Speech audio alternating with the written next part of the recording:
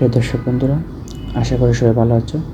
তো আজকে আমি আপনাদের সামনে তুলে ধরবো যে আপনারা কীভাবে খুব সহজে এবং সুন্দরভাবে পেন্সিল শেডিং করে লাভের ছবি আঁকবেন। তো এখানে আমি যে পদ্ধতি অবলম্বন করতেছি, আপনারাও ঠিক এইভাবে প্রথমত লাভ এর আউটলাইন ড্রয়িং করে নেবেন এবং তারপর এসবি পেন্সিল দিয়ে আপনারা এর শেডিং শুরু করবেন এবং লাভের পাশে এভাবে দুটা ছোটো করে লম্বা করে আঁকাবাঁকা করে বৃত্তের মতো দিয়ে দেবেন। এটাকে ওয়াটার ড্রপ ও পানির ফোঁটার মতো মনে হবে। তো আপনি ধীরে ধীরে ধীরে ধীরে এবং এভাবে এসবি পেন্সিল দিয়ে প্রথমত আপনারা এটাকে শেডিং শুরু করবেন। এরপরে আপনারা এসবি পেন্সিল থেকে 2B pencil, 4B pencil, 8B pencil use করতে পারেন। তো বন্ধু, আপনি যদি আমার এই ইউটিউব চ্যানেলে নতুন হয়ে থাকেন তাহলে অবশ্যই আপনার কাছে আমার রিকোয়েস্ট, আমার চ্যানেলটি সাবস্ক্রাইব করে আমার সাথে থাকুন এবং পাশে থাকা বেল আইকনটি ক্লিক করে রাখুন, যাতে আমি যখনই এই ধরনের ড্রয়িং টিউটোরিয়াল বা ড্রয়িং ভিডিও আপলোড করব সবার আগে আপনি পেয়ে যান। তো প্রিয় দর্শক বন্ধু, এভাবে আপনারা খুব সহজে এবং খুব সহজ পদ্ধতি অবলম্বন করে আপনারা পিকচার আঁকতে পারবেন। তো আসলে পিকচার বা ড্রয়িং ততটাই সুন্দর হবে যতটা আপনি শেডিংয়ের উপর গুরুত্ব দেবেন।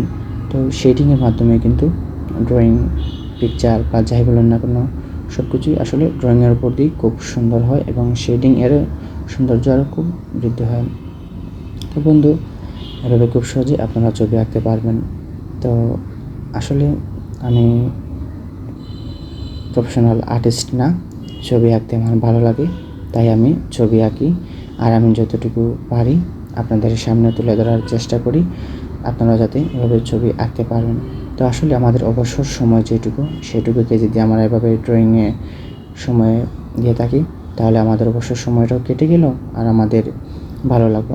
আসলে কিন্তু ছবি আঁকতে খুব ভালো লাগে আমার, জানি না কেন ছবি আঁকতে খুব খুব ভালো লাগে সত্যি। তো আপনারা চেষ্টা করুন, মনোযোগ সহকারে ছবি আঁকুন, আপনাদেরও খুব আশা করি ভালো লাগবে। তো আজ অনেক দিন পর কেন জানি না মনে হলো যে হুট করে একটা লাভের ছবি আঁকি। তো তাই আমি চেষ্টা করতেছি। আরেকজন বলেছিল যে একটা ওয়াটার ড্রপ লাভ এর পিকচার আঁকার জন্য, তাই আমি এটাকে আজকে ড্রয়িং করার চেষ্টা করলাম।